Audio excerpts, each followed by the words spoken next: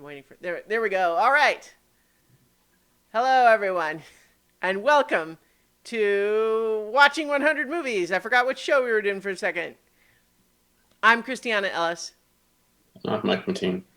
And tonight we are continuing our show where we started by watching the AFI's top 100 movies, but then we watched all of those. And so now we're making our own nominations instead of just following another list. And tonight in particular, we're talking about John Hughes movies, in particular, Pretty in Pink and The Breakfast Club. So I think one of the reasons that we went with this theme as an episode, A, there weren't any John Hughes movies on the list already.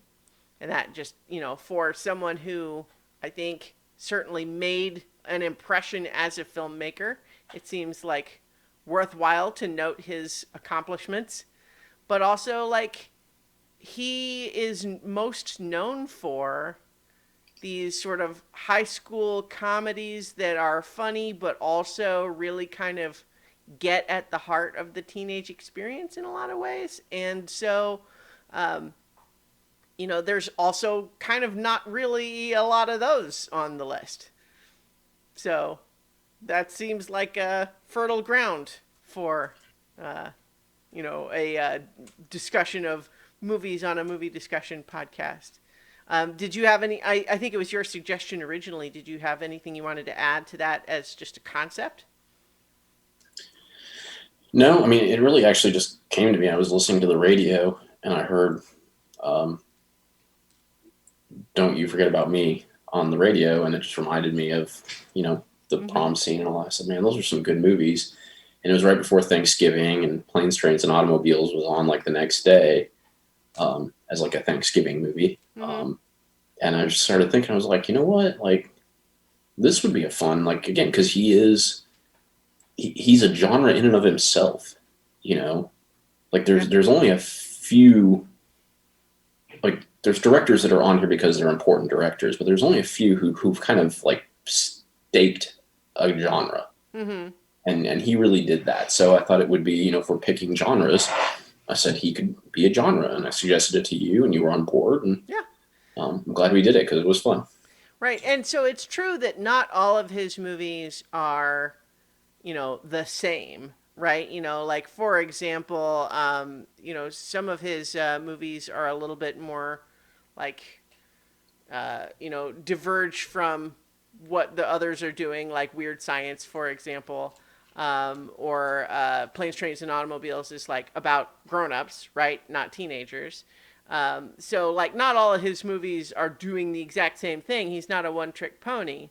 But certainly the ones he's most known for are these ones that really seem to get at something core to well, not just the teenage experience, but also the teenage experience as viewed in the rearview mirror from adults, right? Right. Certainly that's what we're we're doing now when we watch it, but it's I think that is something that is, it's not always easy to capture. You don't see it attempted with sincerity very often. Right. Well, and that's, without getting too much aside, I mean, we're here to discuss these two movies, but for example, like Planes, Trains, and Automobiles Mm-hmm. is speaking to those same adults who have lost something, and it treats it very seriously. Like, while it is a screwball comedy, there's a ton of heart in that movie. And we're meant to be, I think we're meant to associate with either of the characters, and either what it feels like to be an adult and not quite fit in, or what it feels like to be an adult and sort of forgotten this compassion and this friendliness and this Mm-hmm. playfulness that you had when you were a kid. Well, You know, it's and like as yeah, Allison notes in Breakfast Club, I think when you grow up, your heart dies. yeah. It's I mean, kind of that's a that's what that is. That's the yeah. sequel. Where the guy grows up and his heart has died, and he forgot all of these Mm-hmm. fortunate things, like what's important, all of that, and it treats it well over the top. It's ridiculous. I mean, it's a ridiculous movie. I mean, Yeah. some of the stuff with with the car in particular, is the screwiest of screwball comedy stuff. And but it still has such a serious core, and that's what a Mm-hmm. lot of these are. And some do it various ways, and that's why I think we kind of settled on these, because the Breakfast Club is probably the most quote unquote serious. There's less of the It's very grounded compared to grounded. some That's a of good the one. Yeah, it's others. not like Yeah. Ferris Bueller where he ends up in the parade. It's not like Weird Science. It's not. It doesn't have all those kind of moments. It's funny now that I think about it. I think the two that we picked really are almost the two most grounded that I can think of the big ones. Like Yeah, he and I he think that's made that's some more others that are probably more just straight drama that just aren't as well remembered because they didn't kind of stand out quite so much. right. But you're right. Like Ferris Bueller's Day Off was one of the other movies that we talked a little bit about suggesting. But like that is an extremely heightened reality, right? Because our viewpoint character in that movie is Ferris, who is not a real person, right? Like Right. he's not an actual human being. Like he is a storytelling device through which we get to see Cameron's journey of how do you become your own person when you have on the one hand a controlling cold father figure, but on the other hand you have this impossible ideal of teenage rebellion that how could you live up to that, right? What do you do, right? But so there's some good stuff there, but certainly Pretty in Pink and then Breakfast Club, although they have their moments of heightened reality, like when Emilio Estevez breaks a glass window by yelling at it. Apparently, Yeah. um, there's moments like that that are a little bit, lose track a little of the grounded reality, but not too far. And mostly those movies are about the characters and just kind of what they're really going through. Exactly. Well, and especially when you compare Pretty in Pink to, say, 16 Candles, which has some superficial similarities in plot, on top of it also starring Molly Ringwald, right? But, just 16 Candles by comparison is much more of like just an out comedy, right? Yeah. Yeah. Yeah. Much more in that the screwball Mm-hmm. variety. Yeah. Of kind of And so, maybe one other thing to touch on before we get into the specific talk about each of these movies is the awareness that there are, as in many movies, when you watch, older movies, it's, not everything always ages as well. You know, there were plenty of movies that we watched on the AFI list where we have to, grit our teeth through the blackface scenes in White Christmas, for example. Like. That sort of thing. But like especially comedy is really susceptible to that, and I think it's one of the reasons there aren't as many comedies on the list, because comedy can have that problem of not always aging well, and if they're made for a very specific audience at the time, it's not as doesn't always translate as well to a more diverse audience 40 years later. yeah. And that being said, I would also say that these two probably have less of that Mm-hmm. than some of his other movies. 16 Candles in particular, it's not Mm-hmm. aged as well. Some of that stuff is just not, I think you made a point when we were talking offline, like, that the joke is funny to certain people, but you recognize that the people that are being made fun of, it's not as funny, Right. and so that one is aged more poorly.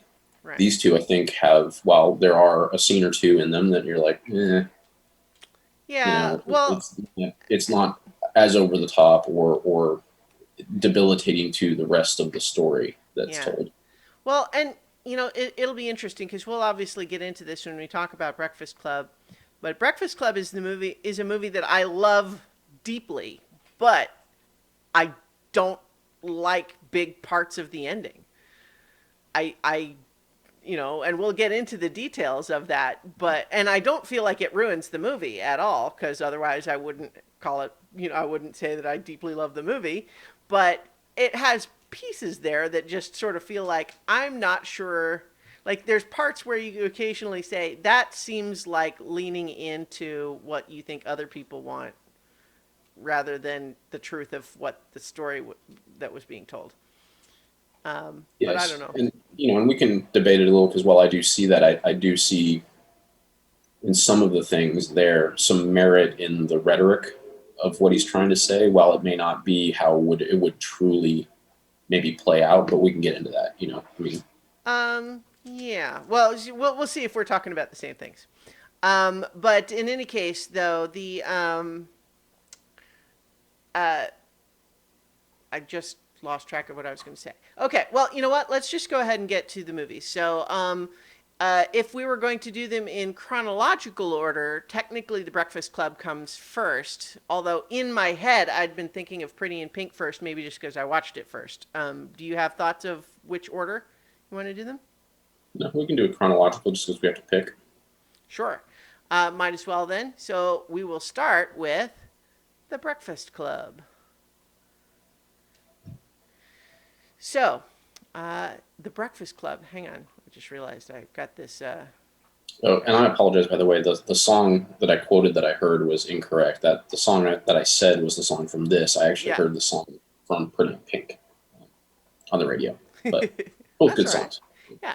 So, The Breakfast Club, just in case there is anybody who hasn't seen The Breakfast Club, which we're not like shaming here. Like, there are lots of people who haven't seen lots of movies, so there's no shame in that. Although, probably I can imagine that if you're listening to this, it's probably because you're like, oh, hey, I want to hear them talk about Breakfast Club because I like that movie or I have thoughts about it. In any Yeah. case, if anyone hasn't seen it, what we have is five high school students coming to school on a Saturday because they've all been given detention for various reasons that we don't know at the start of the movie. And then over the course of the day, they find that each of them has been kind of assigned an archetype, um, partly through their own behavior and partly just because that's how high school cliques work. Is it kind of forces everybody into boxes, and it can be very hard to even communicate from one box to another. But over the course of this day, and especially given their sort of combined rebellion against an authoritarian principal, I guess he's actually the vice principal, I think. But they find themselves able to communicate with their fellow students in a way that had been really impossible under any other circumstances, and they sort of find their shared humanity there, even as they realize that, just being able to recognize the humanity of your fellow student doesn't go all the way to solving all the problems they have. But at the same time, might be an okay first step. Certainly you can't do any of the rest without it. Yeah, exactly. I mean, that obviously, like you said, that's the core of the movie is that Right. while they are superficially and situationally different, Mm-hmm. each of them is a person, Right. as they identify in their final essay. Mm-hmm. Yeah. So we that, start. Oh, well, go ahead. oh, no, go ahead. I was just going to say. So we have Molly Ringwald as Andy. No, sorry, I've got the wrong. She is Claire in this one. She's Andy in Pretty in Pink. Claire, who is the rich girl who is very privileged in many respects, but is also dealing with parents that are on the verge of a divorce at home. And then we have Andrew, played by Emilio Estevez, who's pretty much a standard jock, but he's got parents pushing him to be an overachiever in that arena.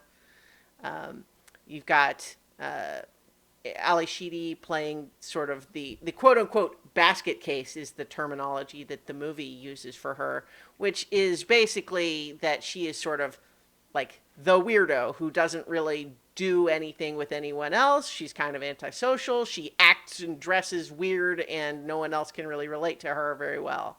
And then you have Anthony Michael Hall as Brian, who is the nerd, gets good grades. He's a goody two shoes, that sort of thing. And then, of course, last but not least, Judd Nelson as Bender, John Bender, who is the thug criminal, uh, no good kid. That idea.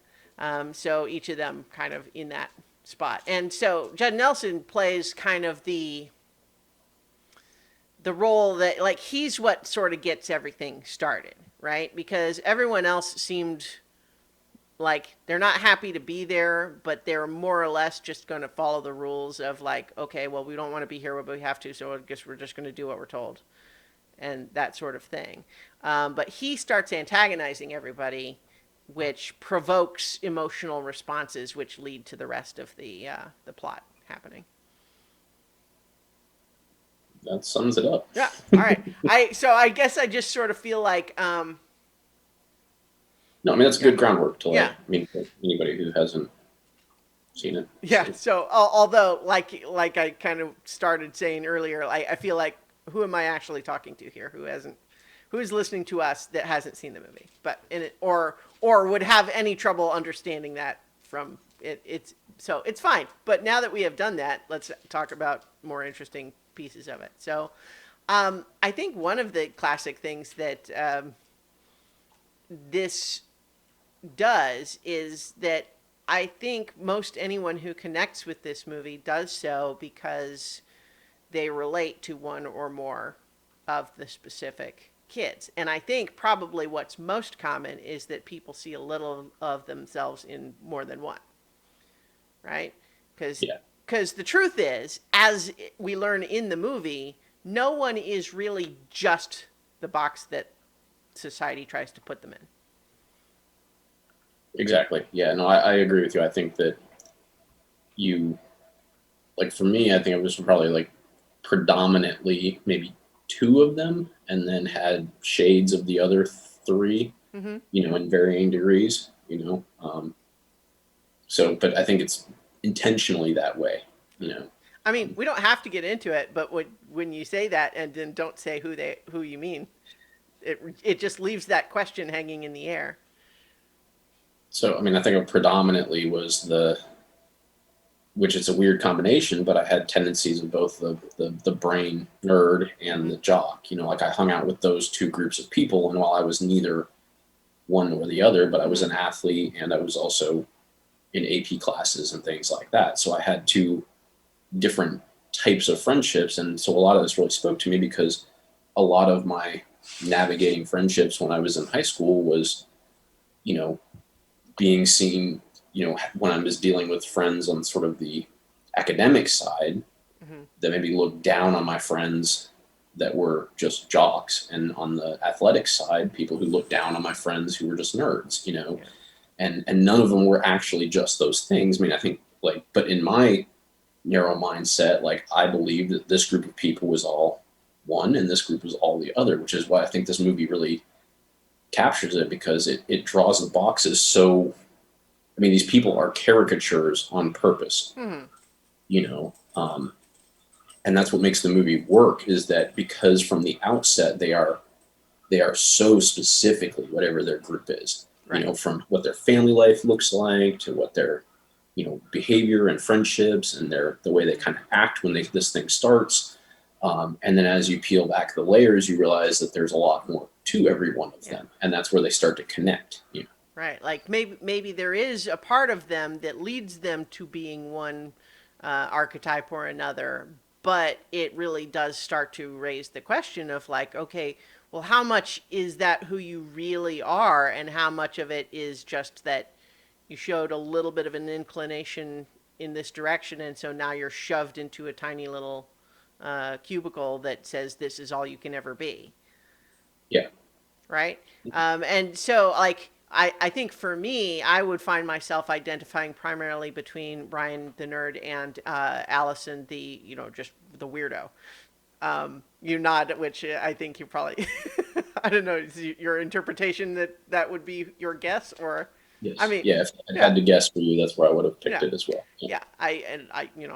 I don't think, I don't think it's a secret.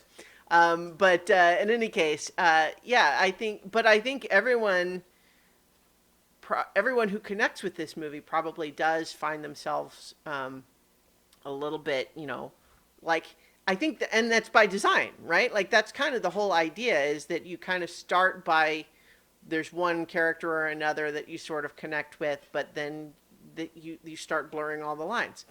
Um, I have I'm trying to process too many streams at once. One was I had almost hoped just a little bit that you would resist a little more to say which characters you identified with, only so I could go, answer the question, Mike. Answer the question. Um, but Sorry, no, no, no, that's fine. But just connecting though to what you were saying about like the two groups of friends that would each kind of look down on the other. I do feel like that is one area that this movie kind of misses something that really does happen in sort of the brain or the nerd circles, which is they really do have their own version of snobbery, right? Like just because like the archetype in the 80s was nerds only get picked on and everyone thinks they're like weaklings or whatever, like that's the cliche or whatever, and they're only picked on and the power differential is only in that direction, right? But kind of the reality of it is that there always has been a snobbery that can definitely rear its ugly head in those circles. And especially, I think that has come to the fore much more in recent years just because the internet in general and also a lot of classically nerd things have become mainstream culture, like comics and superhero movies and just science fiction and that sort of thing are so much more common that a lot of the things that were sort of classically, oh, that's nerd stuff, like is just out in the open. And so, but there's nonetheless a lot of entitlement that can exist within some of those circles. And certainly the idea, because we have the moment in this movie where, there's the discussion towards the end of like, what do you think's going to happen on Monday? Right. And it seems to be implied, and it's a very real conversation that I think is one of the things that makes the movie so enduring is that whole that bit where they're kind of saying like, and it's Claire who really says it first, which is to say, I don't think it's going to change. Like, I don't think I have the courage to stand up for my friends in the way that you seem to be asking me to. And it's kind of implied that Brian and Allison are the ones that are considered less than, and therefore it would be easy for them, like, because all their friends actually just look up to Claire and the other popular kids, right? And so they wouldn't care. But I think that misses something that does really happen, which frankly I think we see a little bit of in Pretty in Pink, which is just the idea that like, Andy's friends in that, the idea of like, oh, you're going to date a rich kid? Ugh. So it's just the idea, like the people who in principle have less or could be like the classical approach of saying who has the power between those two doesn't mean that like, like a lot of Brian's nerd friends probably would have said like, oh, Claire, she's just this rich, conceited, stuck up, like, that's what Brian says is that she's conceited, right? And he's not 100% wrong, but it also does miss a little bit that, he's kind of reacting in some of that same way, right? Like his friends, if he said, oh yeah, I made good friends with Claire, like they would probably say, but she's she's just this princess who's like thinks she has it all and that she's better than everybody. Or if he said he was friends with Emilio Estevez's character, who Yeah. is there because he bullied one of the group. Right. Like one of Yeah. the He's just a dumb jock. He doesn't know anything. He's the one that, whatever he did, gave a wedgie or right. whatever to the Well, other it's kid. taped his Butt cheeks together. Which Yeah, that's right.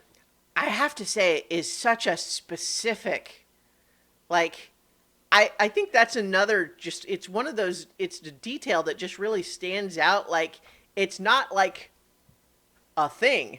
You know what I mean? It's not like a classic movie prank, like a swirly or something like that, or a wedgie, right? Like but it's actually, it is something that you could imagine if there is a kid who kind of is hairy, like it's not even so much that pulling the tape off would be necessarily that bad, as much as it's the act of holding them down to put it on and then having to pull it off, right? Like, it doesn't have to be a physical injury in terms of pain as it's much as just the emotional, you know, assault, right?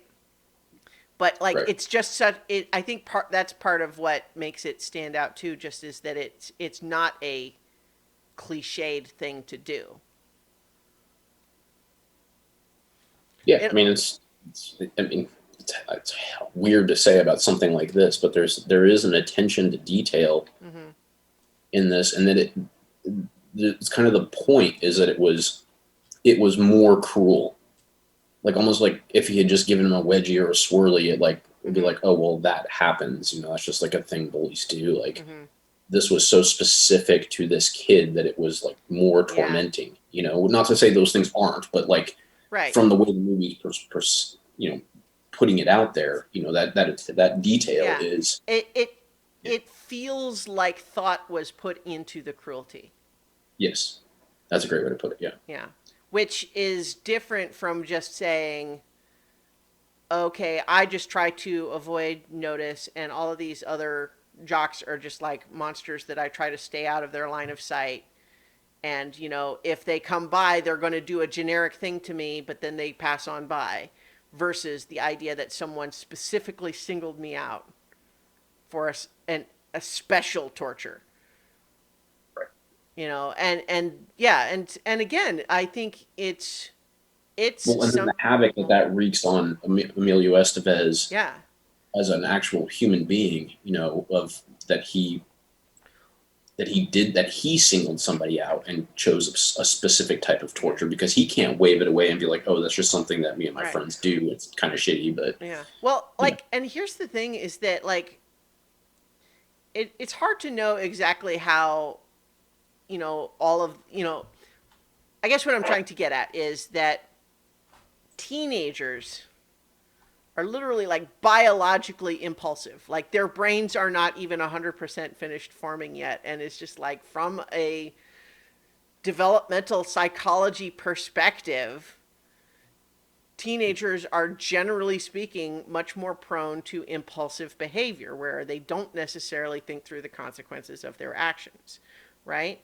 And we see that with him where, like, the motivation was corrupt to begin with, although understandable, right? But he recognizes that later, right? Like, when he's talking about what he did and how bad he feels, like, it feels worse that he knows it wasn't even just like, there wasn't even anything approaching a good reason, right? It was like, it was motivated, like, it puts really, like, a pin in that whole idea of hurt people, right? To use a, kind of a hackneyed phrase there, but he was feeling like, my dad thinks that I don't do enough stuff because he used to. And so maybe I can get him off my back if I do something.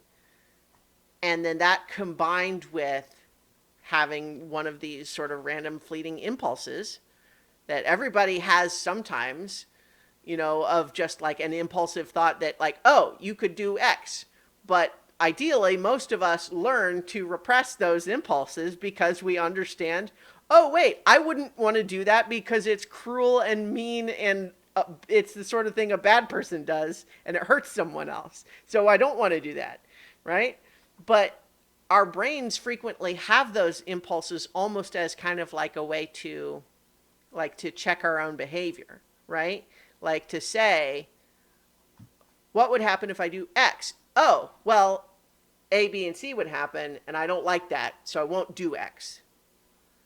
And going through that thought process is part of how we generally shape our own behavior in all things, right? But, as a teenager, sometimes you don't have that process all the way developed yet. But recognizing after the fact, like one of the lines that always kind of really moves me the most is when he's kind of in his speech is just that bit of like, you can see how much he's ashamed of himself, but like, how do you say sorry for something like that? Right? Like, and just him feeling like, I wish I knew how I could possibly make it up to him, but I feel like I can't. Like, there's nothing that I could possibly do that would make what I did even close to okay. And I don't know what I can do to make it any better. Like, I feel like the best thing from this other kid's perspective would be for me to never talk to him again and just completely leave him alone. Like, there's nothing I could do that would make him feel better, probably. And that might well be true, right? Yes, But it likely is, but I think it, that particular scene, I think there's a subtlety even more to, again, why this these he does so well in speaking to teenagers, like especially as you said, the whole reflecting back, mm-hmm, is you recognize there that he's still, while he has shown now the empathy for the other kid, mm-hmm, he is still thinking about it from like, well, I'm the one that has to fix this. I don't know how to do it. Like, it's still, mm-hmm. there's still a self-centeredness. Yeah. Uh, what Yeah. just happened here? Anything? I don't. What? I. Nothing from my end. Did I freeze up? No. Oh, it froze on mine. Okay. Anyway, Well, there's, but yeah. So there's you're. still a self-centeredness to his wanting to help, and like you still see things like even in that touching scene, like he still sees it through his own lens, Well, yeah. even with the empathy, yeah. Like he feels bad, and he doesn't want to feel bad, but he doesn't know what he can do to not feel bad. And I think like the grown up answer is, well, for starters, don't do stuff like that anymore. But another element of it would be to say that bad feeling you're having, like, yes, feel it because you did do that thing. Like, don't try to justify it away, and you're not, fortunately. But kind of just use that pain, like that recognition of that, like, gosh, that didn't feel good. I should not do things like that, and further, recognize the just the element of you only recognize this other kid's humanity. You were only able to put yourself in his shoes after the fact. If you could have done that ahead of time, probably wouldn't have done it. Then you wouldn't have to feel so bad about yourself, Yep. right? Um, The but other thing that the adult says when you watch this back is like, you know it's not on you to fix it. Like, yes, you did mess it up, but you know what, the only thing you can do is apologize in a genuine way, but don't expect him to forgive you. mm-hmm. That's not in your control. well, You did that, and it's on the other person and as to how they choose to handle your apology, you, and you shouldn't demand they accept it. that's a really good point because on the one hand, it's understandable to his despair about, I don't think that there's anything that I can do to make it okay, doesn't mean he should not apologize. Right. But it Because also doesn't mean that if he does apologize that it is fixed. It can right, still be broken. You can yeah, apologize as genuine as you want. The other person could still be so insulted that you would not have stopped yourself ahead of time, that they don't choose to accept that. And mm-hmm, that's just part of what's going to happen. And right. But you it should is still do part it. of being accountable for your behavior, you know. But yeah, so like that's an interesting like like the dilemma in there, right? And then, we see a lot of those play out with, like all the different characters, right? Because we have, um, Brian, by contrast, like it seems a given that he's the good student. He gets great grades on everything. But, there is that element of like, he took shop because he thought it would be easy. And then he wasn't good at it. And it turns out they actually like wouldn't just let him skate. But that was so devastating to him. Like, like on the one hand, it's interesting how some of that story plays a little differently now that we've had like school shootings and stuff. So even though it's a flare gun and not like a regular gun, like the idea of bringing a weapon to school at all, it's kind of like I think in 2020 that kid doesn't get 1 week of Saturday suspension. He gets suspended and given like a lot of mandatory counseling at least, and frankly probably should. Right, like that is an extreme of behavior that goes beyond just breaking the rules.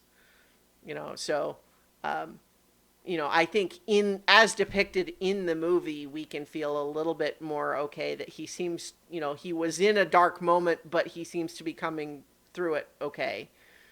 But at the same time,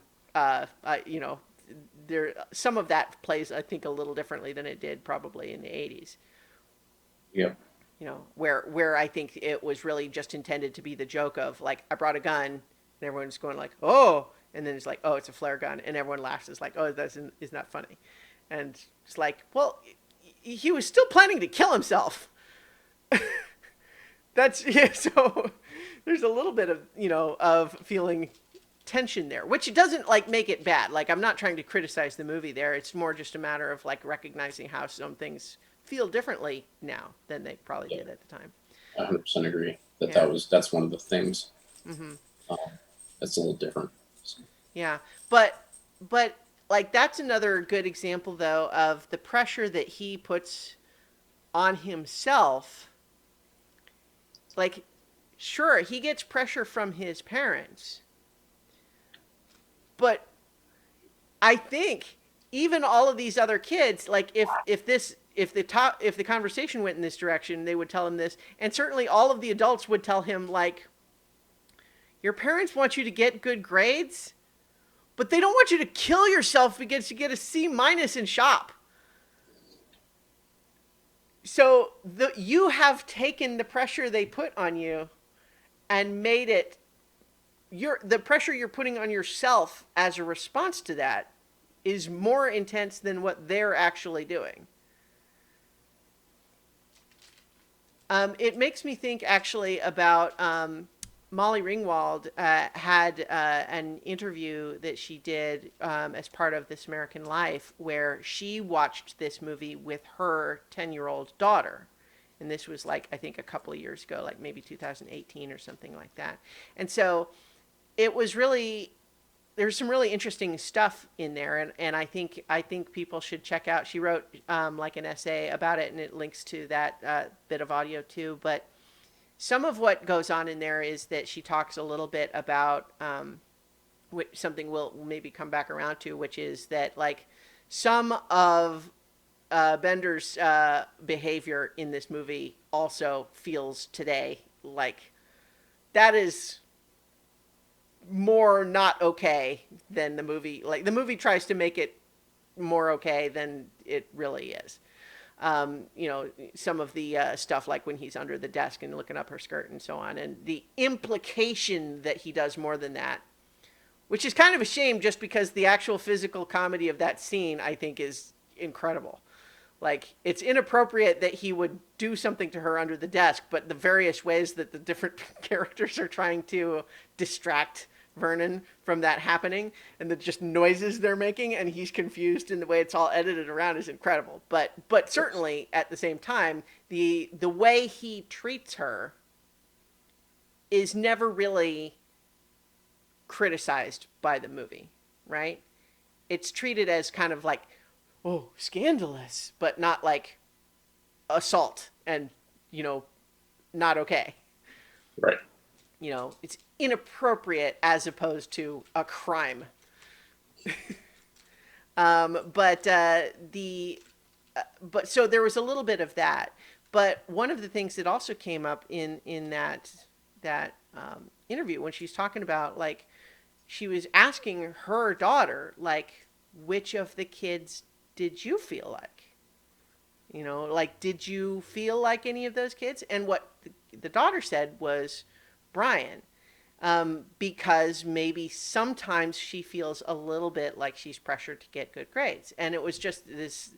And so it kind of just sparked this whole conversation about Molly Ringwald is now viewing this movie from the parents' perspective of saying, like, a lot of these things that the kids are complaining about and this idea that all of these kids have terrible parents is not true necessarily, because these kids really do feel their feelings. They're entitled to feel their feelings, right? But it's also true that it may be that in many cases their parents don't understand how their behavior is being interpreted by their kids, right?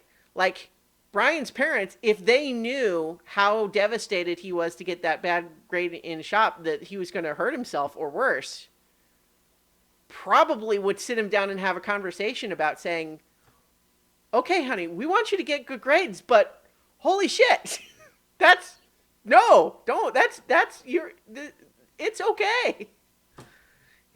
And I had to go through that a little bit, actually, in college. Not it never got to that point where I was was going to hurt myself or anything like that, but in college there was a point where I was getting so stressed out by trying to maintain high grades in everything and taking a high course load in engineering, that it got to the point where I was feeling like burned out, and I was talking about, like, maybe I have to take a semester off or something. And I was really not coping very well with it.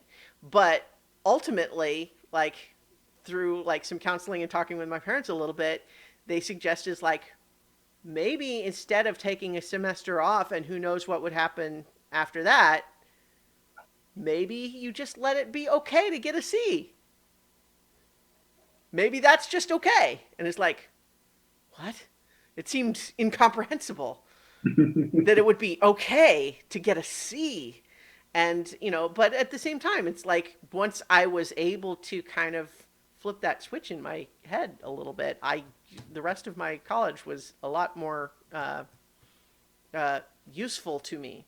Like certainly I was not as stressed, but I also got more out of it because I wasn't kind of so crushing on my own self-control and that everything, like, and And so so, fixated on the end result that yeah. you missed the actual information.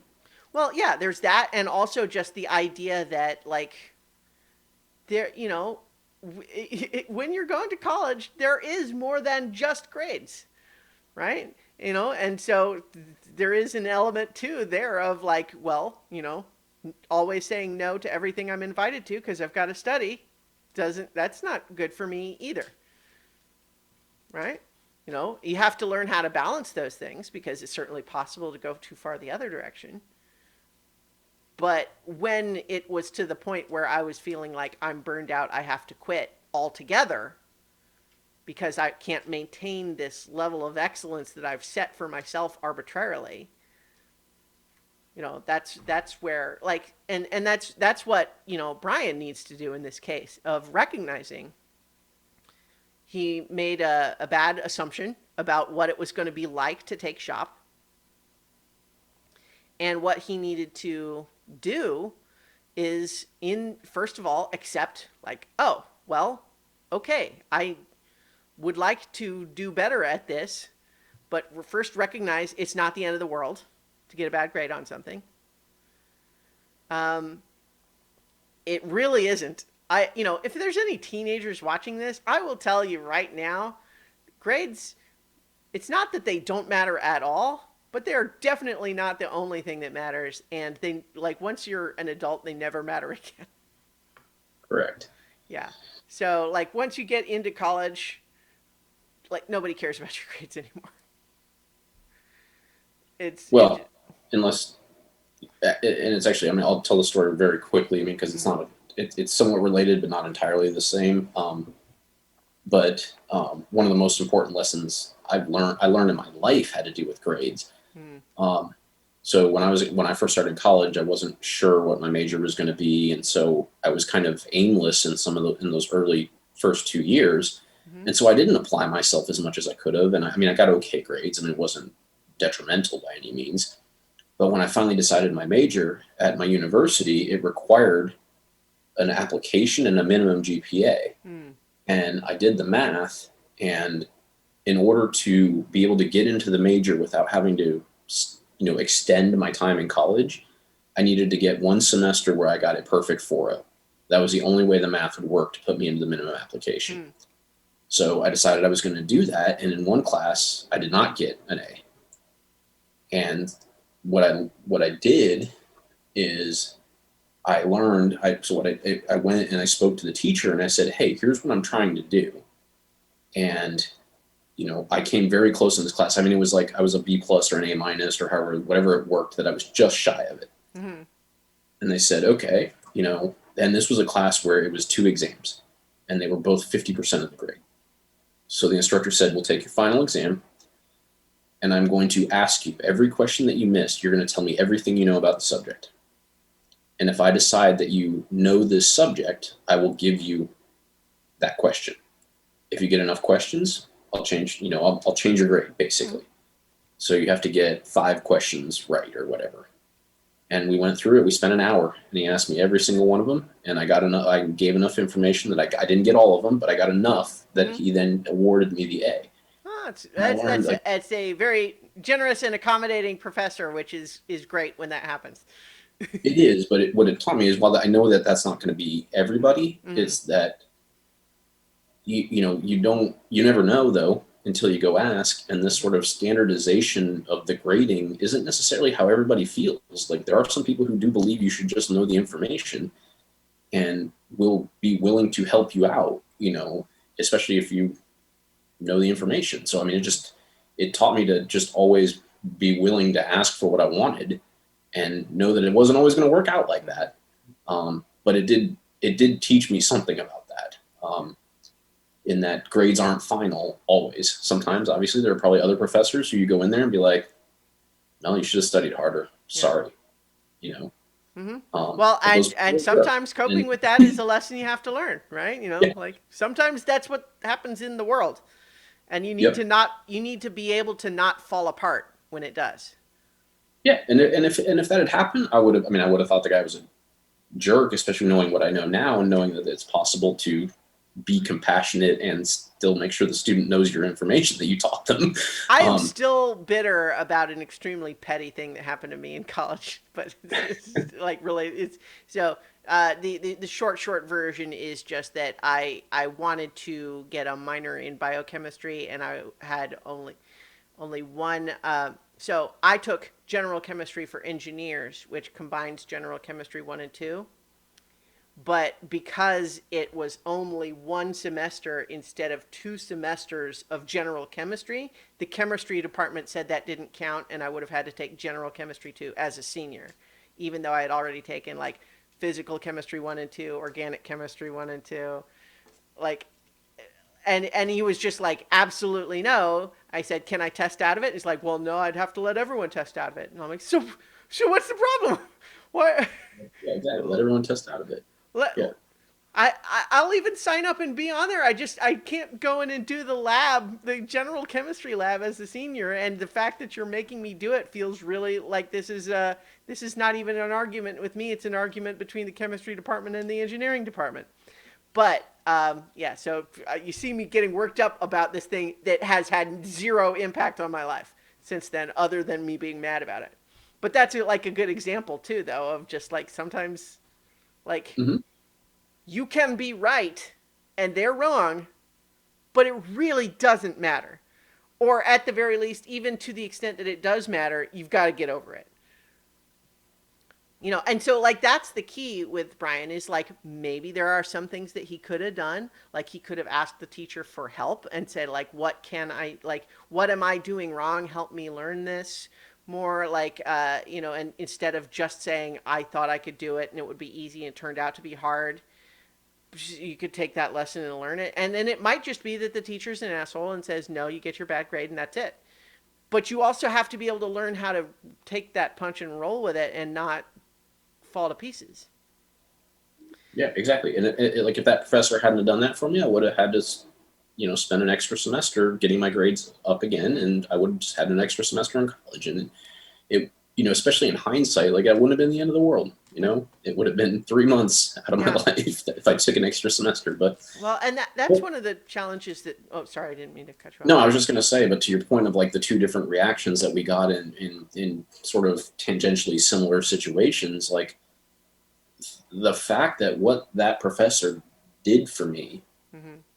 was, had an impact that has driven decisions and behaviors that I have taken long since college that have helped me be successful in things is beyond the, whatever it was like nutrition, Hmm. science, that I learned. And so you got to respect that there are people like that, and he didn't need to do it. I recognize that, but it was such a great thing because he didn't tell me that was what I would have to do. He didn't know I was going to come in there. I didn't know that that was what was going to happen, so I couldn't prepare. I had to just actually know the information, and it taught me the value of like what we were talking about earlier is that maybe the grade, isn't the grade is a result of whether or not you know it and don't put so much pressure on the grade, and so my last 2 years in college, like I thought like that, and I didn't get a 4.0 the rest of the college, but I got significantly better grades than I did when I was sort of aimless because I just learned the information and the grades came as a result, and so anyway, Yeah. um, So, aside, but I thought it well, was yeah. interesting. No, I think that like the length of our tangent there, um, is evidence that we could absolutely, I think, talk about this movie for hours and hours because it is a movie that sparks these sorts of feelings and conversations about it.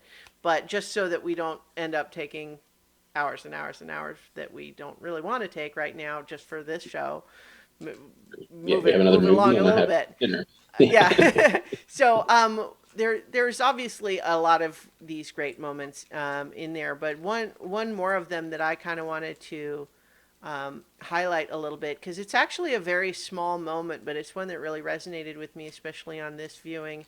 Um, which is that I will say that for a couple of different reasons, the scene where everybody, like well, most of them smoke pot, does feel a little bit like really the star athlete and the princess just immediately go in there to smoke pot with the criminal, like in school when the principal could walk in at any moment. Like that seems like it's one thing to say a lot of high schoolers smoke pot, but that's pretty egregious. Like, you know, so that is an example of something where I think the movie does feel a little bit fantastical. But that's not even really what I want to get at. The moment I want to get at is Allison does not smoke pot with them. The other four go and do it, and what we see is her looking at them from across the room, looking sad and left out. Now, we know they would not have told her to leave, right? She would have been invited to participate, but she didn't want to smoke pot, but she also didn't want to be left out, right? And that's where a lot of peer pressure can come from. That it's an entirely passive, right? Like it's not like they are telling her, "Come on, Allison, you want to be our friend? Come smoke pot with us. Don't you want us to think you're cool?" Like it doesn't have to be that. It can just be, "I don't want to smoke pot." But because I'm choosing not to smoke pot, now I'm all by myself while they're in there having fun. And that really kind of resonated with me, just because I kind of feel like most of my drug adjacent experiences at that age were all kind of like that, where I felt for a variety of different reasons like it wasn't something that I wanted to do, but not wanting to do it made me feel like I was on the outside. And it wasn't just a feeling, right? Because not participating in what other people are doing literally made me on the outside. And so that was just another thing that it's like it's a small moment in the movie, but I'm glad it's in there because even though I think it's a little weird that the other four just go do it in school, sure, okay, all right, but the fact that it's not all of them and that it takes a moment and does give us an element, a brief window of even as the kids are starting to bond, it's not all of them. Allison is also the only one that we don't really know what it was that she did to get in detention, right? Because she says when they're all confessing, she says that she didn't do anything, she just didn't have anything to do that day. That doesn't make any sense, right? Like, that, you know, It sounded like she said that for effect. Right. She had just talked about being a compulsive liar, and that had been her whole thing through a lot of the movie is that she would keep making stuff up because and we can talk about that a little bit too in the sense that like the stuff that she makes up is always stuff that makes her seem more weird, more of an outsider, right? Like she doesn't make it's not that she is weird and she's lying in order to be accepted. It's really the opposite, right? She is using those lies to push people away, to make them think she is even more strange and even more othered, like to like keep people at arm's length, right? Because I think there's an element of like, well, I don't want to let you into who I actually am because it's kind of like emotional underachieving, right? It's when we talk about academic underachieving, it's people who like will specifically like do bad on purpose because they worry that if they tried and then still did bad, then that feels like well, then that means they're dumb instead of just choosing not to do it. Right. But in this case, it's kind of like, well, if I tell them all these stories that make me seem crazy, then when they're not my friend, it's because they think I'm crazy and maybe that's fine. Maybe I'm okay with just taking that on as my identity. Even though you kind of know inside that that's really not what's going on. But, but nonetheless, like, it doesn't make any sense that she really just showed up and the vice principal didn't say anything about that. Like, he Right. says earlier on that, like, when Claire is saying, like, I'm not supposed to be here, he says, no, you all have reasons to be here. Right? Like, I think it just doesn't pass the smell test, the idea that, she's just another kid. Like, her parents drove her to school. We see at the beginning. So, Yeah, like, no, I agree with you, but I feel like it's done that way on purpose mm-hmm, because when you think of the like again going back to like Emilio Estevez's one about and Brian's one, mm-hmm, these are so specific to their character that it almost feels like they couldn't have come up with something. mm-hmm. It would have been more difficult to come up with what she did to help advance her Yeah. character than to have that be her answer to advance her character. Well, the other thing is that, like, as a storytelling perspective, it functions as a button to end the scene. We've had Yeah. this really tense conversation about what everybody did, and then that answer is just kind of funny, and it lets you Yeah. break the tension in it and move on. So like just from a script writing perspective, it kind of functions that way, and it's fine because the thing is like even if we don't believe that her answer is really true, we can certainly imagine any number of different things that might have landed her in detention, and it's not necessarily critical for us to know what specifically it was. Exactly, and your imagination is more powerful in this than whatever she could have actually done that Mm-hmm. would have advanced the movie at all. I mean, So to your honestly, point, Claire's is kind of the least of all of the offenses, right? Like she skipped class. You know, that's it's kind of like It's something that admittedly I always felt in school, like I would hear people skip class and I'm just like, but how? They know you're gone. Doesn't it show up as being absent? So I just kind of never figured out like how do you get away with that?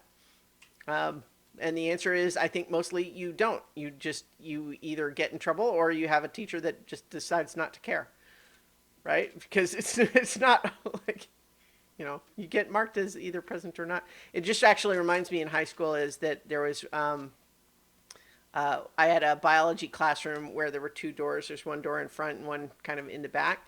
And there was this one kid who would come to the class and stay for a while attendance was called and then go out the back door. And he did that almost every day.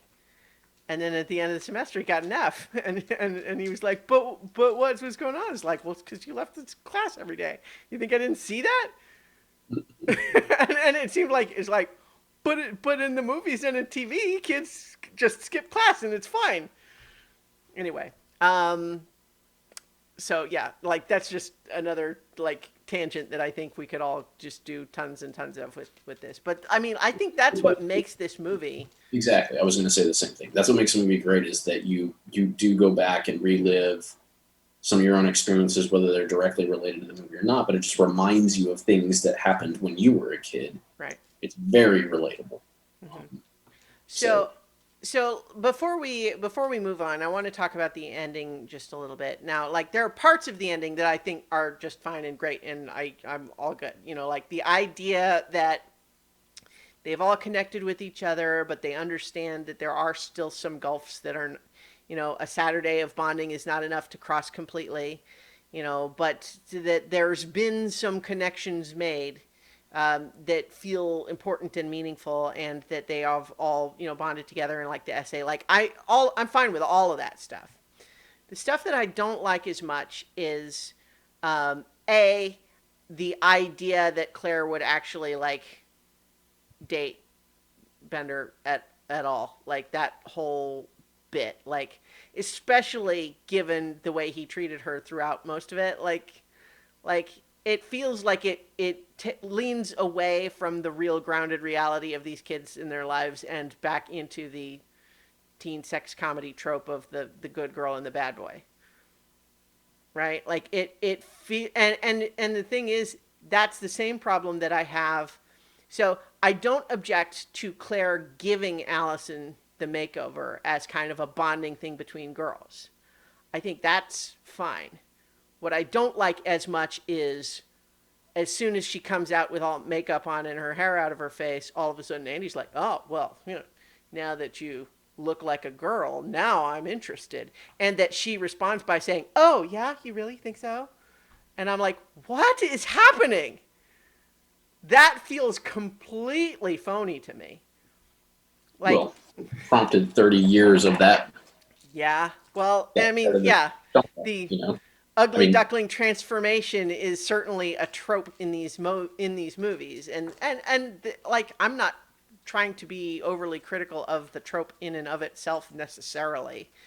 Like I think it can't, but like so often it's like it's just a total cliche, and in this case, it's a cliche that feels out of place in a movie that had just spent so much time being really raw and grounded about like the identities of these characters, and the the finish line for that story in this case is like, oh, so all I have to do is completely change how I present myself to the world and people like me? And that just suddenly feels like, well, okay. I mean, but wait a minute. And it doesn't speak of like a deep connection that all of a sudden, like it's not like we had seen Andy and Allison. It's not like they had spent a lot of time connecting in the movie before that. It just it feels really false to me compared to the rest of the emotional dynamics in the movie. And it just really, there's an element to which I think people who watch this movie identifying with Allison are going to get to that part and say, yeah, but that doesn't actually happen. If you're the weirdo in school, it doesn't work to just put on makeup one day and now the high school wrestling team captain likes you. That's not what happens. So that feels really false in that sense. But at the same time, like, I don't want to be too critical of it. Like, it's not like terrible and destructive. It's just like one kind of false note in a movie that has a lot of really amazing, grounded, important, meaningful things. And it just, like, I feel like they flubbed the finish just a little bit there, but that doesn't mean I don't like the rest of it. But, even though I don't like, Bender and Claire, like, as a couple, the whole bit with him, walking away, putting his hand up to "Don't you forget about me," like, that's iconic. It's great. Yeah. So, it's like, "Don't you forget about me" is like, that's an amazing song that is irrevocably linked with this movie because, of course, it was, for this movie, right? It wasn't like a pre-existing hit. But yeah, it's great. I love this movie. All right, so we talked about Breakfast Club a lot, which I think was maybe my initial hesitation of not doing this one last. But let's go ahead and switch over to Pretty in Pink.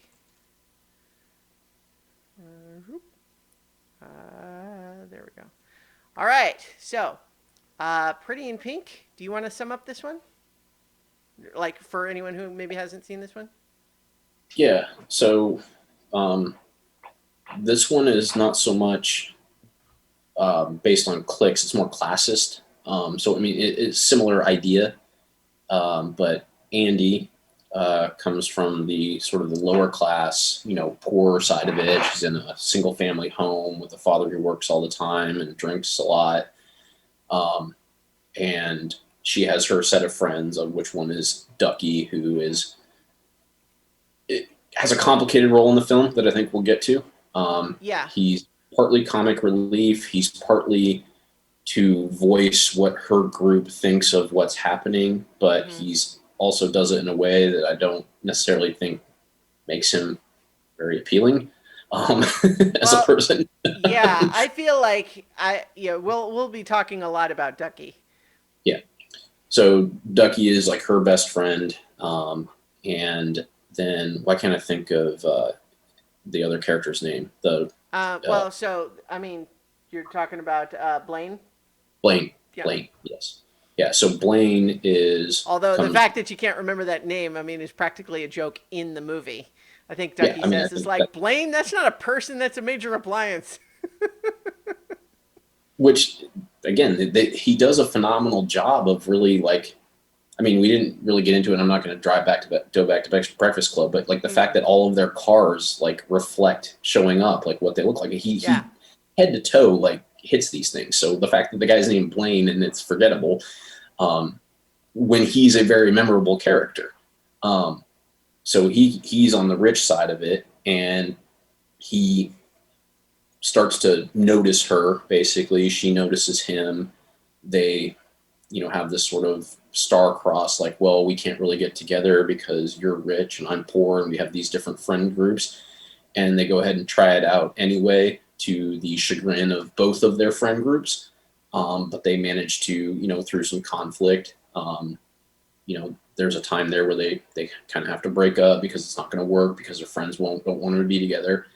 And ultimately they decide to give it a shot at prom, and all has a happy ending. Yeah. So that's sort of the very summation of the whole movie. But yeah, that's right. But I think some of what's fascinating about this movie, other than just like it just being good at telling the story it's telling, right? Like the writing is clever, the performances are good. Like, I want to give Andrew McCarthy tons and tons of credit for being just charming as hell in this movie, because frankly, on the page, there's nothing to his character. Like there's almost like if you just think about like if you were just reading the script, like who is Blaine? He is the rich kid and Yeah, but that's what I think is like the genius of this movie is mm, that number one, it's a movie told from the perspective of a female protagonist, mm-hmm, which you know there weren't a lot of then, there still aren't a ton of, but yeah, this is this that makes this very good. But what it does that a lot of times any movie, whether it's told from a male protagonist or a female protagonist, it sort of couches these other characters as they're sort of accessories to that the main character's mm-hmm, plot. And to your point, like yeah, on the page he is that, but what Andrew McCarthy delivers is almost an equivalent performance to where it's not I think I might have said when I first was rewatching this, like it's almost as much his story as hers. That's not 100% true, but what I was reacting to is that he's delivering enough of a character mm-hmm. that you understand why she likes him. The thing You is, understand where yeah, he's coming from. You get why he's having challenges. You get why he's frustrated when these things happen. He's not just an empty, shell that does this part of a job in the mm-hmm, movie. And I think that's what makes this so good is that he is given a ton of weight. And to your point, it comes a lot from Andrew McCarthy, but obviously comes a lot from John Hughes coaching that out of him mm-hmm. to make him an equivalent and make him an equal partner to her in this. Right. While it is her story, you know, he's not just this side thing. Well, You know, yeah, like the thing is that by all of the 80s comedy rom-com tropes, we are primed to hate this guy. He is everything that every other 80s comedy has told us this is the bad guy in the movie. right. Now, Steph is the character that is actually that guy, which I want to talk more about James Spader as Steph because he's amazing. But the but he like I felt it for Blaine even when I'm rewatching it this time is just this initial reaction of feeling like, oh no, I don't like I'm ready to hate this guy. But he just wins you over by being charming. And Well, in particular, I was gonna say he's charming, but he stands up for himself. He yeah. stands up for her. Hmm. He's empathetic to her needs. He recognizes when she's uncomfortable in situations. Like he Yeah. delivers a full human being of a Yeah. character. Well, like that last point I really want to highlight too because like he clearly makes a mistake to begin with. First of all, the idea that like it's a first date and he's going to bring her to a party where she doesn't know anybody but him, like that's already I mean, but he owns the mistake. But yeah, Mhm. at the same time it's kind of like that's that's one that ideally you should learn sooner than that, but that's fine. But it's the point though, takes her to this party and recognizes how uncomfortable she is, and like he doesn't react right away, but pretty soon does say, okay, no, I overestimated my friends, I think is what he says, that he sort of thought that even though both sort of social groups were primed to say this is a match that cannot be, he thought that him bringing her there would be enough for them to accept her. And it turned out no. And so but when he sees that and that how it's making her feel, like he says, "Okay, we're going to leave," and he apologizes and is like, "Okay, well, where do you want to go?" But then we actually get a little bit of the reverse where like she takes him to this club where she likes to go and find well, it doesn't that actually probably would have been fine if not for Ducky being there. So we'll talk more about Ducky, but like this whole idea of both social groups are providing that pressure. Um, in this context, like the pressure from her side is really mostly just Ducky because Iona, the Annie Potts character, doesn't seem to have any kind of a problem with Blaine. Right. She is much more along the lines of, "Hey Andy, if you like him, then great, have fun." Well, yeah, because they're telling particular parts of the story. Like, and I Hmm. think that's part of what's so frustrating about Ducky is that Ducky is meant to encapsulate an entire friend group in one person and Yeah. peer pressure in one person. To your point about earlier about the peer pressure thing, Hmm. he he is funneling all of the peer pressure as a Yeah. character, like as a written character. Well, Just like so Steph is so over the top, and then Annie's sort of this older, wiser, kind of the sage of this hmm whole thing, they all have a role to play in this, which makes them, and it's why I've become a little bit more, as I've reflected on that, I've become a little more forgiving of Ducky because I recognize that the character is written specifically to be a group of people embodied in one person. well, I think that there are a lot of layers. There's a lot of things that we need to unpack to talk about Ducky. So let's do that. I think first of all, the the thing that stands out like a blinking neon light to my eye watching the movie today is Ducky is the gay best friend who doesn't know he's gay yet. It seems so clear. Um, and in fact, I mean, Molly Ringwald has said that Ducky is based on her friend who absolutely was gay and has since come out. Um, which is not to say that you can't have straight guys who act like that. You absolutely can. No, But just, there's terms today for people who act like that. oh You know, yeah, there's yeah, like it's and there's like there is a whole range of different expressions and preferences that is great. But what I mean in this context is not that acting that way automatically means you're gay. It's more that in the movie, the role that they have put him in is in any other movie that would allow a character to be out and gay would be a gay character. Like he is filling the role that every other rom-com where a girl has a gay best friend, he is the gay best friend. Like he is doing that, except that it has this extra piece of him pining after her, which never. So what I find fascinating is watching this movie and understanding that originally the ending was supposed to be that she ends up with Ducky. Because like I mean I could see that idea. Like I mean like it's again it's the difference between like on the script page versus as performed, right?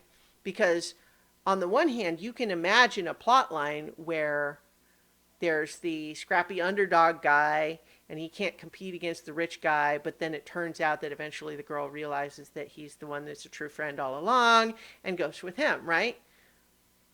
But that's kind of not the movie that they actually made, right?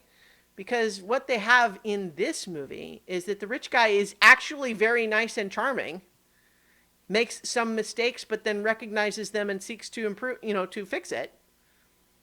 Um, and then you have the friend character who's actually kind of toxic and stalkery for much of the movie.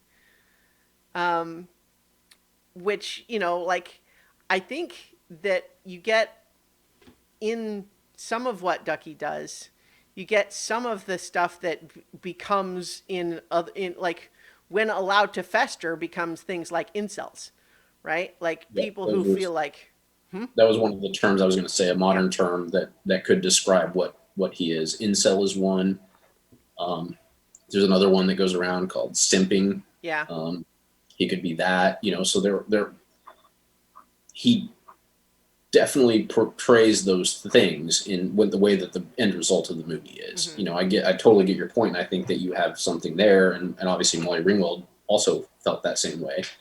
well, and for But that that's not matter, they not the end filmed, result. yeah, Yeah, they but filmed the ending where she ended up with Ducky, and the test audiences hated it, and so they literally I went would. back and This movie would refilmed be it. on my list if that had happened. Well, right, yeah, because I think that was what originally the story was supposed to be, but then the movie they actually made, she has crazy chemistry with Blaine, and Ducky feels like a mean-spirited saboteur the whole time.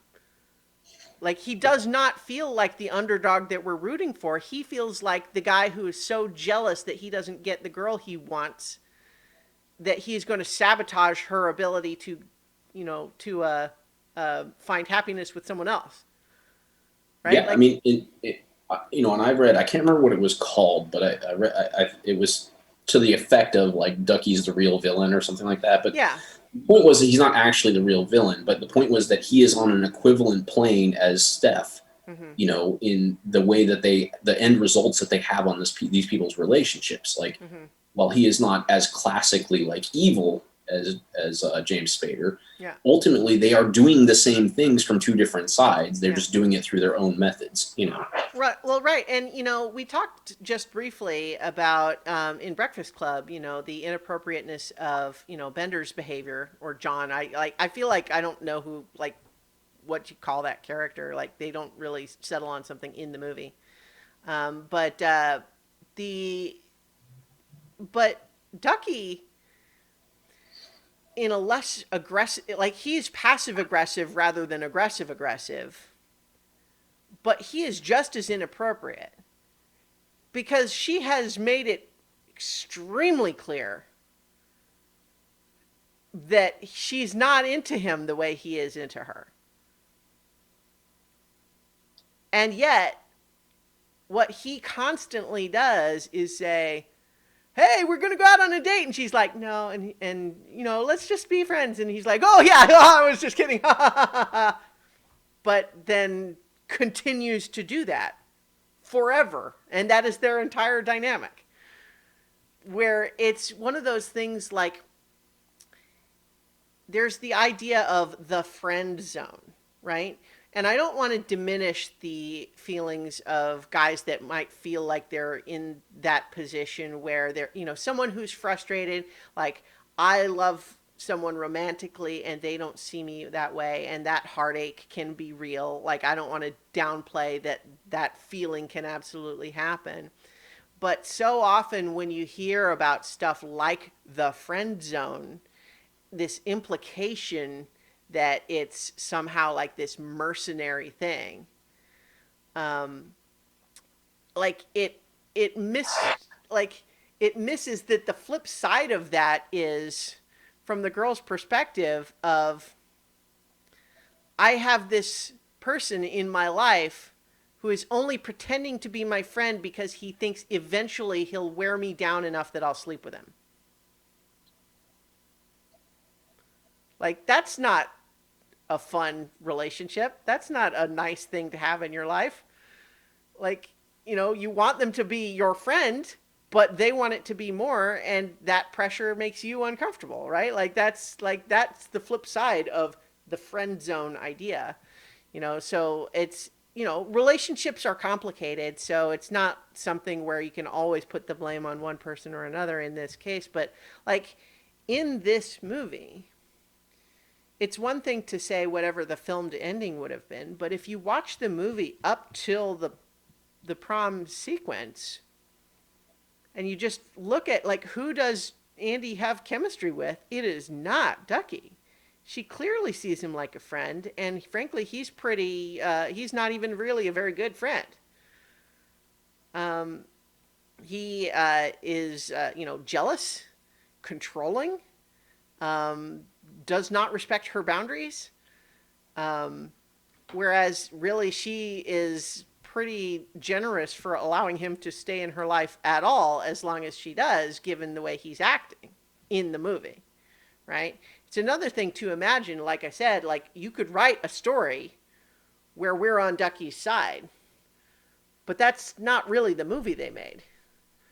But it's a little bit strange to think how, like, John Hughes filmed the other ending. He thought that was the movie he was making.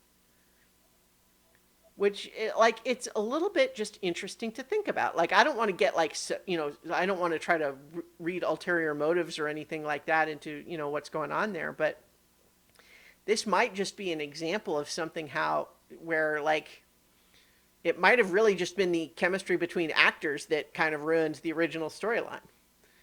Right? Like, the way John Cryer played Ducky and the way Andrew McCarthy played Blaine and how Molly Ringwald played against the two of them made it just feel like we don't believe that she would choose Ducky over Blaine.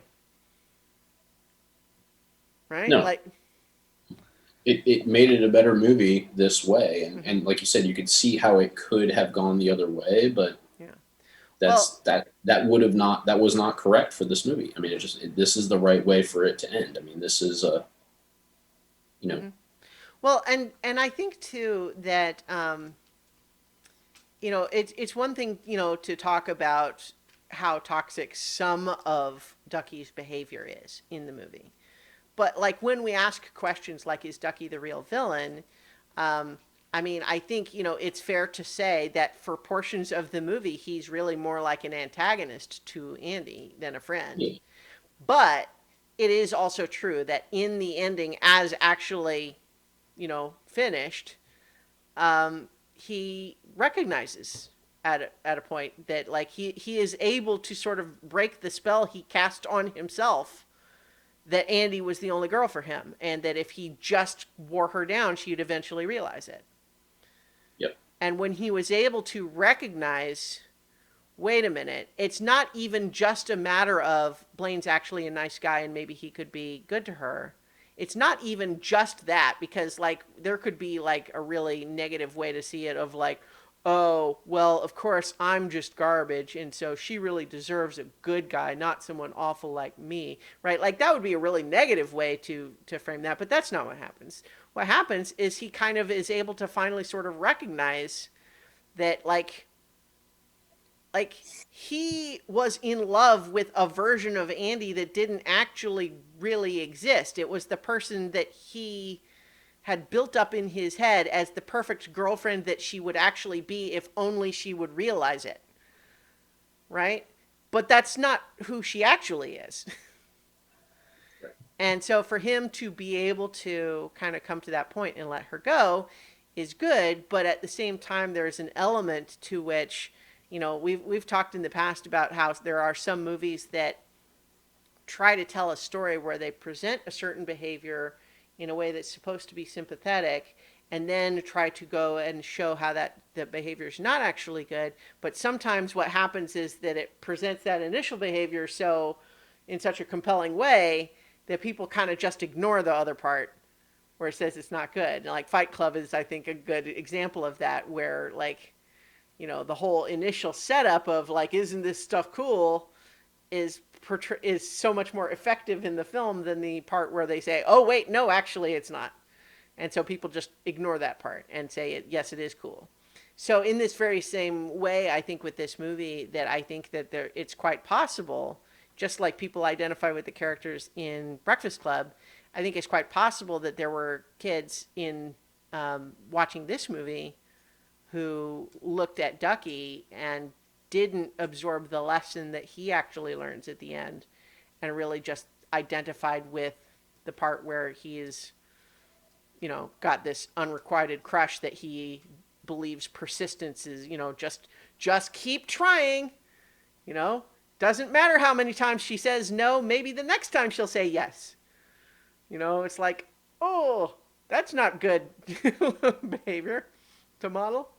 But at the same time, he is a very interesting character in that regard. But like, it is, I think part of what just makes it fascinating is how the character, the way it ended up, especially viewed from, the lens of 2020, compared to what it seems like the story was supposed to be when they started making it.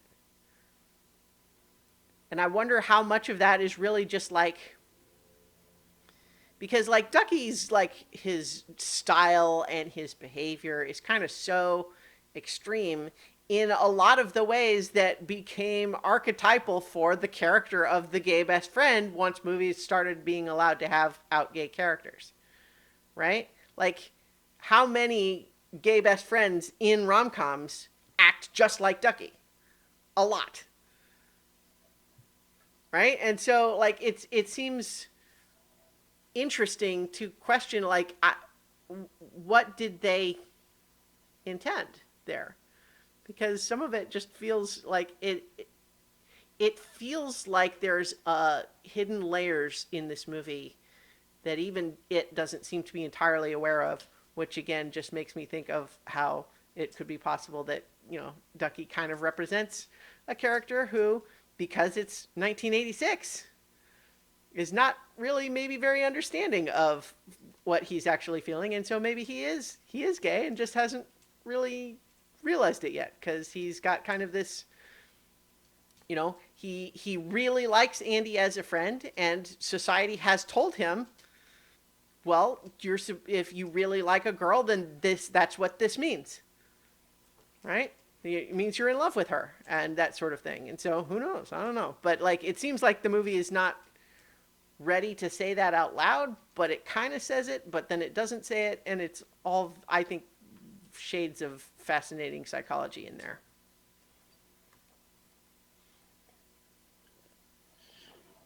But Yes, yeah. that was a lot. Yeah. Uh, yeah, I can definitely understand all of those points. What I kind of just go back to what I said, that like where I kind of landed is that I feel like part of what makes Ducky complicated is that he's meant to be more than one character, Hmm. and that he is a representative of all of her friends, so he has to carry all of the things that different friends in that group might do, Mm-hmm. hyper put into one person, which is kind of how Steph is, which is the point of like the idea of like it's rhetorical to say he's the real villain. What the point of that is that on he's on an equivalent level of Steph in like how he sabotages this. But the end is what separates them, in that Steph remains a bad person and Ducky has this enlightenment. Yeah. And but Steph is the same way, is that he is meant to embody all of the bad. I mean, yes, there are other people who treat her poorly because it's necessary for the party scene, but he embodies everything wrong with Blaine's friends group Mm-hmm. in one person, which makes him like this super villain. And to your point about could Ducky be the gay best friend? You could almost make the same case for Steph. There are some things about him that he could be the gay character that hasn't come out yet and acts in Hmm. a certain way, but in a different way, in sort of a, portraying himself as the alpha male in order to, there's a term for it, but I can't remember what it is, but where people who are closeted gay sort of act in that alpha male to kind of Okay. subdue Yeah. it. Yeah. I guess I'm not aware of a specific term, but I could kind of There is a recognize that. psychological thing. I can't remember Yeah. what it is, but No, I believe you. And I'm not questioning your whole point. In fact, I think it, like I guys who sleep around with girls because that makes them feel like, oh well, then I'm definitely not gay because yeah. I'm doing this. There's a psychological phenomenon to that. Right. Well, I mean, and You can almost especially, make that case for Steph. well, and especially because we're talking about, the 80s, where like at that time, like it was still considered a little bit like risque to even have a character who it just would even say that they're gay, much less implying it subtly. Right. Like that's the sort of thing that gets a movie an R rating, or just for that, right? At this time.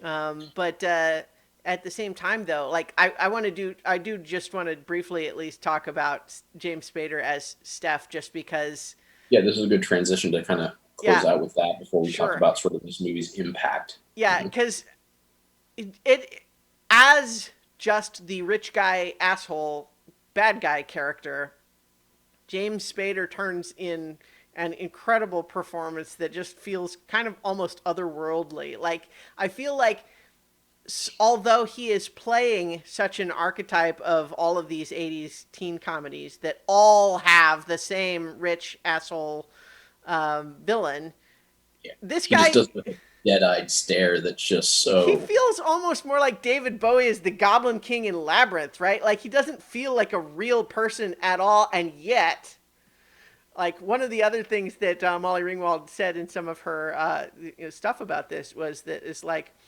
someone asked her, like, do you think that Andy would have ever been interested in Steph? And what she said is, Andy, no, but me, yee. Yeah, and it's kind of like, well, yeah. So he's obviously not a good person, but there is just this magnetic charisma to what he's got going on. He feels just like this otherworldly like presence somehow Yeah. that you know. Oh, I agree, and that's why and his performance is part of why is sort of impacted my take on Ducky's performance. You know, Hmm. kind of thinking of them, if you think of them as sort of equivalents in the storytelling, Yeah. because it to me it's just to sum up that same point. It feels like they told James Spader, like, you need to embody every single bad characteristic of a rich yuppie. Like, take everyone you've ever seen and make that one guy, Mm-hmm. and he does. And so that's, when you kind of look at that, it's like they funneled a whole group of people into his character, and that's what makes him sort of otherworldly. And that's kind of the same thing, at least in my opinion, like Ducky is. They did that to him, Mm-hmm. and that's sort of what they function as, is these sort of hyper realistic, you know, embodiments of everybody that those people could be around to tell the story more effectively. And I think it's just, it works so well in this movie. Well, like in some respects, you could almost really like start to like layer Romeo and Juliet on it, right? Because you've got Steph, who's kind of like Tybalt, right? The Romeo's friend, who is in theory a friend, but is actually also kind of not helping with this idea of actually there being a relationship, right? I can't remember if Juliet has kind of an equivalent character. I mean, it would almost be like the nurse or something, right? I don't think she really. Yeah. I can't recall if she has like a best friend that she confides in or something. I don't really remember. It's been a Uh, while since I've read or watched that, but in any event, though, yeah. But at the same time, it's so I keep coming back to this idea that there are so many sort of layers of what's interesting about this movie that and what it's doing that all seem designed to fulfill the ending that we got, but to know that when they were making it, the plan was a completely different ending that feels now like, how could that have ever been what they were really trying to do when we look at what the rest of the movie is? It yeah. really feels strange. I mean, I'm glad that they fixed the ending because I can definitely imagine being in that test audience and going, "Wait, what?" That doesn't feel right And at to the all. point, I'm glad I wasn't aware that existed. As much as I love this movie, that's just Mm-hmm. not something I ever looked into until you told me this here, Yeah. because it just feels so wrong. Like, I'm Yeah. glad I'm sort of disassociated with it, because this movie Mm-hmm. works the way that it is, Yeah. Um, So, According to the IMDb trivia, I didn't actually notice this, but because Andrew McCarthy had to shave his head for a different role, when they brought everyone back to reshoot the ending, he's wearing a wig. And I guess like people who are really good at spotting that sort of thing can tell, but I didn't know I didn't that notice. either. Yeah, but it just makes me think of Justice League with Henry Cavill's mustache having to be CGI'd out. But in any case, though, I think it's also I think that's fascinating from a perspective of just like the movie making business, right? But I think it's also true the movie as presented has the ending that it has, right? And so like we don't need to psychoanalyze what the other ending would have been. I just think it's kind of an interesting side note because Oh, it the definitely is. the finished movie, like, because the other thing is too that we know that lots of times movies come together in editing, so it's quite possible that if they had lots of different takes of lots of these different scenes, they would have used different takes of other scenes to support the other ending. But once they decided to change the ending, they took all of the scenes that seemed to lead even more towards this one, right? Correct.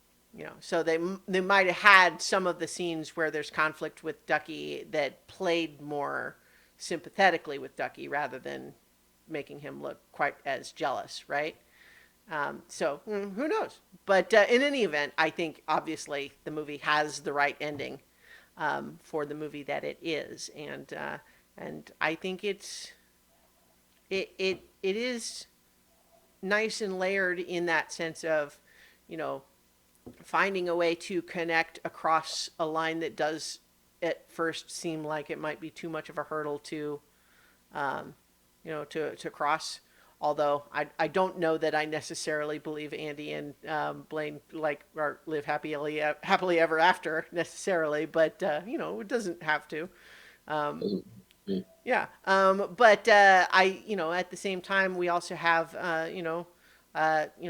Ducky going through pain as he sorts out his own feelings, but eventually coming to peace with a better situation than had existed before when he was torturing himself with the idea of, if only I can figure out how to make her love me when she doesn't love me. Right? Like that didn't make him happy, that situation. So being able to come to peace with that, and maybe, maybe meet this other girl here at the prom who smiles at him and is like, oh yeah, okay, now we're not sad for Ducky because he has some other girl that smiled at him, which is like movie shorthand, right? It's fine. Yeah. But yeah, so I think that there's some good stuff. Oh, before we finish, we just talked about James Spader being amazing, but also Annie Potts. Here's a question for you though: how old is she supposed to be? Her character in this movie? I mean, it never really addresses it, but it always, I, I feel like it's older than it should be Well, to yeah, be like hanging out with because all that. there are definite the movie goes back and forth with moments where it feels like she might as well be the same age as Andy, and also bits where she's talking about like her prom dress as though it was decades ago. Right. And again, it just sort of feels like I she's kind of just this weird mysterious creature of a character that I love watching her, but what is her deal exactly? Is kind of strange. But I like Annie Potts a lot, and I also like that they had her answer the phone at the record store just like she answered the Ghostbusters phone. Tracks, what do you want? Yeah. Anyway, so that's also good. Yeah. All right. So, Pretty in Pink, Breakfast Club, Yeah. John Hughes Well, movies. I just want to talk briefly before we Sure. close this out about Mm-hmm. sort of the impact that this movie had on this style of comedy. I mean, this movie is, I mean, both of these movies are seminal in some respect. I mean, Breakfast Club is very seminal in like making it okay to talk about cliques in high school and things like that and the humanity of teenagers. But this movie, from a rom com perspective, I mean, I mean, She's All That is essentially a remake of this movie almost. You know, it it sparked all of the movies that happened in the 10 years after it in the '90s. Like, are all some variation of the theme that they did here. And so I think it's important from that respect too, is that you know, it allowed that, the rich kid could be the good guy. It allowed that the gay friend could, not necessarily always be 100% supportive. It's just sort of this like Hmm. propping up of the person, that they could actually have, maybe he's a little extreme, but there are examples later, where it's, they're not as supportive to start with, and then they come around, Mm-hmm. like the friends in general. But Yeah. that's kind of like, this made that okay, that like the friends don't always know what's best for you, and sometimes they're not going to do the right thing for you, but ultimately, if they're your true friends, they will come around. All these little subtle themes that there was never intention to lay the groundwork for rom-coms for 20 years, but I mean, it kind of did. It's, and this, while there are really mainly only two songs in the soundtrack, they are just absolutely oh, and the fact that high school rom-coms accumulate in a prom scene, is also a trope. In Mm-hmm. fact, it's made fun of in Not Another Teen Movie, Mm-hmm. as is much of Breakfast Club. But you know, and the whole idea, it's meant to be making fun of She's All That, but it kind of makes fun of this movie and also Ali Sheedy in Breakfast Club, of, the wait, you're gonna go out with the girl with the glasses and the ponytail? Yes. you know when she's actually like because Ali Sheedy is obviously like an attractive girl, like, Mm-hmm. she always was, even when she had her hair like messed up and Yeah. dandruffy, Mm-hmm. like they chose somebody who would, to your point, like that doesn't really happen Well, because everybody doesn't look like Ali Sheedy. there's also the flip side of you should change all the weird things about you so that the wrestler will like you. That's Yes, yeah, yeah, I didn't. I was just yeah. more of Well, no, the I agree idea though. you I put on the mean, makeup like and you become it's beautiful. Well, yeah, she was always beautiful. She yeah, just had a different look about her. yeah. You know? Hmm. So, but that that movie makes fun of this stuff too, because these are such so seminal in the way that like kind of when we watched Halloween because it was like what launched slasher films. I mean, these changed rom-coms in a way, that made like the teen rom-com that talked about the real teen experience, which is again what John Hughes's sort of genius was. Hmm. But anyway, that's sort of my and but yeah, the two songs, the bookending songs, "Pretty in Pink" that opens the movie, phenomenal, and then the prom song. I can't remember what it's called. This one, "I Touch You Once, I Touch You Twice." It has a different name than that, but yeah, um, "Won't Let Go." Yeah, And I don't know. so I good. don't know it either. Um, but anyway, so that's it for me on this All one. right. So So, do you want to put them on the list, or what do you think about that for these? Or because I don't know that it's a potentially a fair question to ask of like, is our intent for all of these different themed episodes always to be trying to put these movies on the list, or I kind of moved away from thinking about that. I yeah. think maybe that would be an interesting episode. Like maybe if we just dump them all at the bottom, and then maybe we do an episode in a Hmm. couple of months where we look at the list and evaluate the movies after we've kind of reflected on Yeah, them and say, should we move these in? yeah, I think that's fair. So I think we So just type them in at the bottom for yeah, now. that works. And then Okay. what's next? I propose. Well, so we talked a little bit about this at the end of the last episode, but the idea of doing kind of a bigger project of um, comparing the James Bond franchise with the Mission Impossible franchise, because I think that those movies together are doing interesting things that there's a lot of overlap between, right? But they're not Mhm. the same, but there's a lot of things that they have in common. And so just talking about them in that context, I think, is really interesting. And so what we talked about before was that we would do the 6 Mission Impossible movies, but also we selected 7 total Bond movies, I believe.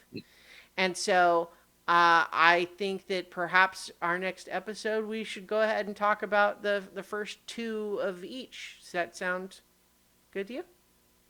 Yeah, All right. I'm all for that. All right. I've actually watched the movies already myself, but yeah. So Mission Impossible 1 and 2, and then the first 2 James Bond movies that we talked about were Goldfinger and On Her Majesty's Secret Service.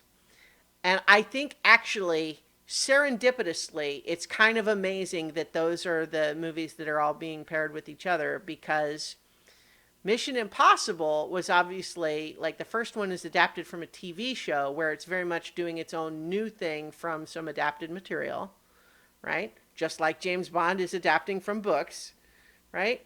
But then with Mission Impossible, at least, when you're making just the second one, it really becomes a question of like, okay, well, what is it about this that makes it a Mission Impossible movie?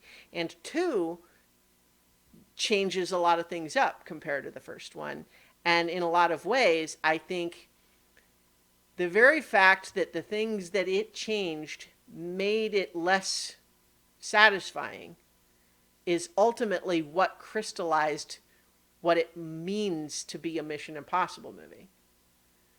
Because we saw where it deviated and felt wrong as a result, which just highlights then it's like, oh, okay, well, when we move in this direction, it didn't feel right. So maybe that means that what will feel right is this. And so seeing that. But then by contrast, in the James Bond movies, we have, classic Sean Connery Bond and Goldfinger. But then on Her Majesty's Secret Service, we have new guy, where like the movie explicitly highlights that he's the new guy with the whole "this never happened to the other fella" bit. And in this somewhat of the same way, it's kind of trying to let's change things up a little bit and see what happens. And to some extent, it was greater or lesser degree of success there. So we can, I think, talk about how those, like the second installments that we're talking about, kind of deviate from the formula in some interesting ways that ultimately lead the franchise back to what we now think of as the core. Yeah. Well, and I'll just kind of close that out with why that's even more dramatic with On Her Majesty's Secret Service is people that I know that are big Bond book fans. That is arguably the best book, Oh yeah. and it is not arguably the best movie. It's a good movie, but to your Mm-hmm. point, it's truer to the source material, and it shows that that there's a different on-screen formula Mm-hmm. that's kind of required, and the way that that kind of evolves as we watch the rest of the movies is also interesting. Yeah. So, Yeah. Definitely. yeah, So pure those. story. It's supposedly the best pure story. Again, so, but either way, All right. Well, we'll talk more about those next time when we talk again about Mission Impossible 1 and 2 and Goldfinger and On Her Majesty's Secret Service. So, that's the plan for next time. So, in the meantime, everyone, thanks for listening or watching, and watch good movies. yeah.